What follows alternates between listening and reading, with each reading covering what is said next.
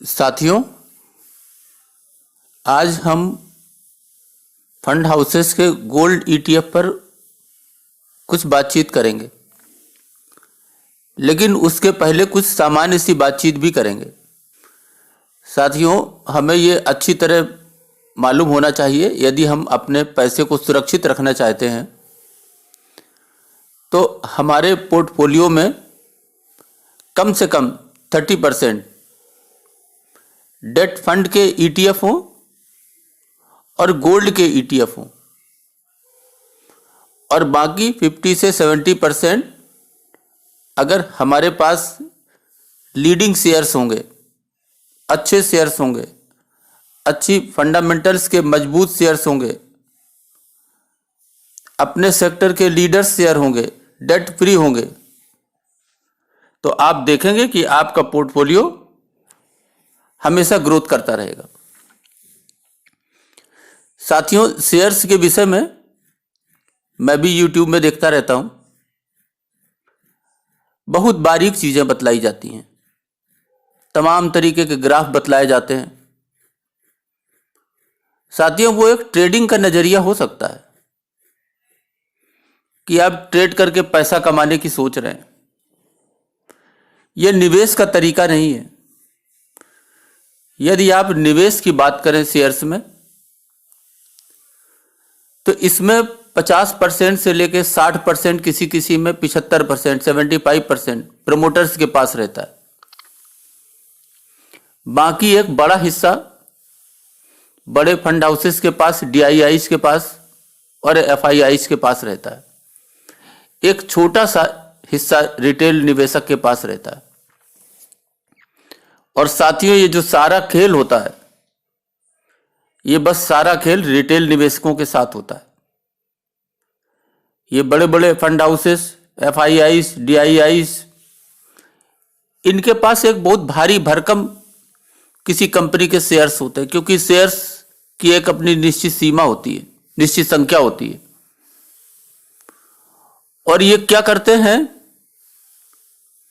कि buying create करके हमेशा रेट को ऊपर ले जाते हैं, इंट्रिंसिक वैल्यू के काफी ऊपर ले जाते हैं, और वहां ले जाकर के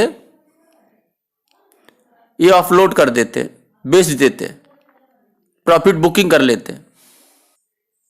और जब ये बेचते हैं, इनके रेट गिरने लगते हैं। इसके बाद रिटेल निवेशक शुरू कर देता है अपने शेयर्स बेचना, और जब एक निश्चित सीमा पर रेट आ जाते हैं तो ये फिर बाइंग शुरू कर देते हैं। तो इस तरह से ये टुकड़ों में प्रॉफिट कमाते हैं। फंसता कौन है? बेचारा रिटेल निवेशक। ये बात करीब बहुत हद तक 60-70% यही होता है। तो इसमें आपको बहुत ज्यादा समझने की जरूरत नहीं है। बस इतना समझने की जरूरत है कि जो ग्राफ है, रेट का ग्राफ है, इसको पिछले 5 साल में उसकी आप चाल देखें। क्या उसकी चाल स्टैटिक चाल रही है? बहुत ज्यादा ऊपर नीचे रिफ्लेक्ट तो नहीं किया है। उसकी ग्रोथ कैसी रही है? और आप ये समझें कि इसका जो बिजनेस है, इसका जो व्यापार है, इसका जो व्यवसाय है, अगले 20 सालों में उसकी कितनी ग्रोथ होने वाली है, इसको आप प्रेडिक्ट कर सकें, अनुमान लगा सकें। बस इतना। और जब बड़े निवेशक बिकवाली चालू करते हैं, आप इंतजार करें उन रेट्स के स्टडी होने का, और उस दौरान आप इस शेयर्स को खरीदें। आप उनकी चालों को समझें, उनके व्यवसाय को समझें, और उस बहाव में अपने आप को डालते रहें। आप हमेशा प्रोग्रेस करेंगे। तो साथियों, इन 3 हिस्सों में, शेयर्स, डेट फंड ईटीएफ और गोल्ड ईटीएफ में, आज हम गोल्ड ईटीएफ की बात करेंगे। साथियों, भारत को सोने की चिड़िया कहा जाता था। सोने से हमेशा लगाव रहा है, और सोना लोग अपने घरों में रखना चाहते हैं, उसमें निवेश करना चाहते हैं। लेकिन तमाम तरह के खतरे हैं। सोने पर मेकिंग चार्जेस कट जाते हैं। बार बार बनाते बनाते वो एक दिन गोल्ड स्मिथ स्वर्णकार का ही हो जाता है। सुरक्षा में परेशान रहते हैं। बैंक में रखते हैं तो लॉकर का खर्चा जाता है।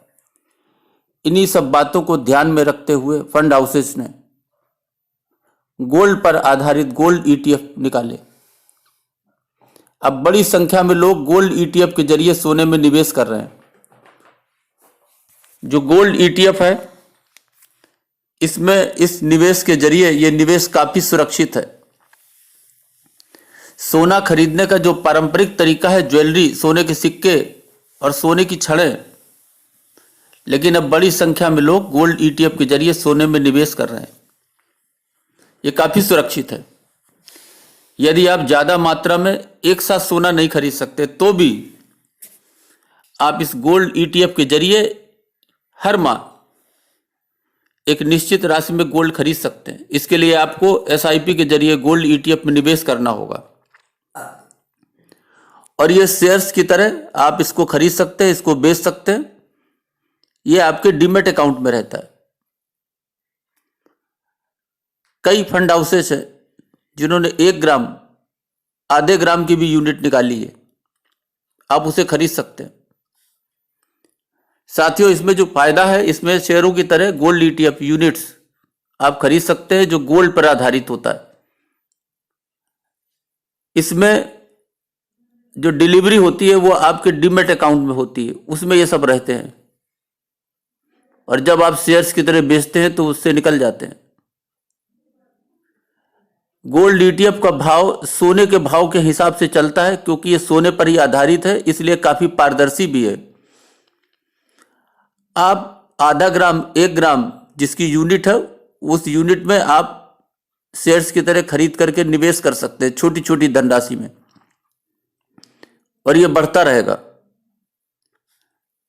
इस तरीके से सोना एक सुरक्षित निवेश है। इसमें बहुत ज्यादा अप एंड डाउन नहीं होता, लेकिन लॉन्ग टर्म में इसका जो ट्रेंड है वो अपवर्ड रहता है और आप सुरक्षित रहते हैं। आपका पोर्टफोलियो डाइवर्सिफाइड हो जाता है।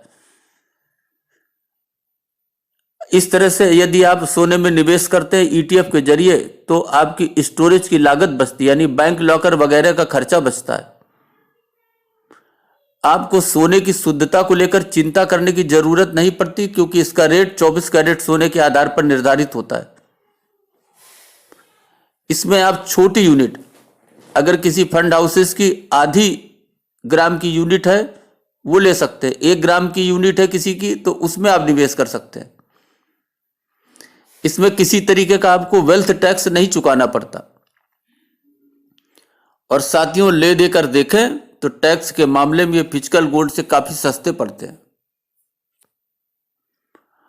और जिस समय आपको जरूरत हो गोल्ड की, फिजिकल गोल्ड की, इन्हें बेच करके उस मूल्य के बराबर आप फिजिकल गोल्ड खरीद करके उसका उपयोग कर सकते हैं।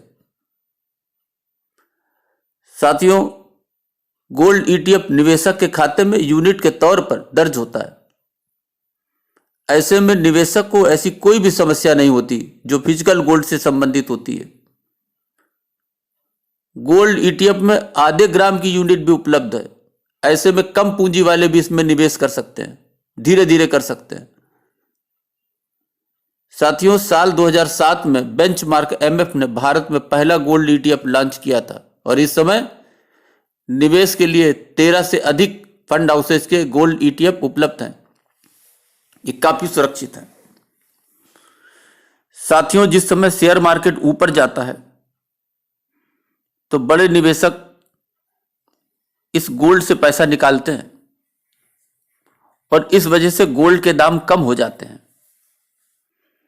तो ऐसे समय में जब मार्केट काफी ऊंचाई पर हो और आप गोल्ड ईटीएफ में पैसा लगाते हैं तो ये उस समय आपको बहुत फायदा करता है जिस समय शेयर्स के दाम नीचे गिरते हैं। क्योंकि जब शेयर्स के दाम नीचे गिरते हैं तो बड़े निवेशक गोल्ड में निवेश करना शुरू कर देते हैं। आप इसका उल्टा करें। जब शेयर मार्केट काफी ऊपर जा रही हो और गोल्ड के रेट काफी नीचे जा रहे हो तो आप गोल्ड पर निवेश करें और अपने पोर्टफोलियो में कम से कम 10 से 15% तक गोल्ड ईटीएफ को रखें। इससे क्या होगा, डेट फंड के ईटीएफ से आपको ब्याज की एक आमदनी, निश्चित आमदनी मिलेगी और गोल्ड में निवेश करके गोल्ड के बढ़ते दामों से आपको निश्चित लाभ की गारंटी रहेगी। इस तरह से आप अपने निवेश को एक स्थिर निवेश में परिवर्तित कर सकते हैं। साथियों, अगर आज की हम बात करें तो अगर उदाहरण लें किसी का, तो HDFC गोल्ड ETF जिस समय कोविड महामारी के कारण मार्केट बिल्कुल नीचे चला गया था, उस समय एक यूनिट की कीमत 5300-5400 रुपए थी और आज जब शेयर मार्केट अपनी ऊंचाई 15,000 से भी ऊपर जा चुका है तो एक यूनिट की कीमत 4250 और 4240 है। साथियों, ये सुनहरा अवसर है। आप ऐसे समय में यदि शेयर्स खरीदकर जोखिम मोल लेना नहीं चाहते तो आप अपने गोल्ड ETF में निवेश करें और अपने पोर्टफोलियो को गोल्ड पर कम से कम 15% तो अवश्य सुरक्षित कर लें। साथियों, ये एक अच्छी नीति होगी। शेयर मार्केट से वही पैसा कमाते हैं जो तकनीकी हिसाब किताब कम रखते हैं और बाजार के उतार चढ़ाव को ध्यान से, किसी शेयर के उतार चढ़ाव को ध्यान से देखते हैं, उसके व्यापार को आराम से समझते हैं और फिर एक निश्चित स्तर पर जब वो आता है तब उसमें खरीद करते हैं। ये क्रम चलता रहता है और इसका वो लाभ उठाते हैं और आज उनके पोर्टफोलियो अच्छी स्थिति में है। अभी के लिए बस इतना ही। धन्यवाद।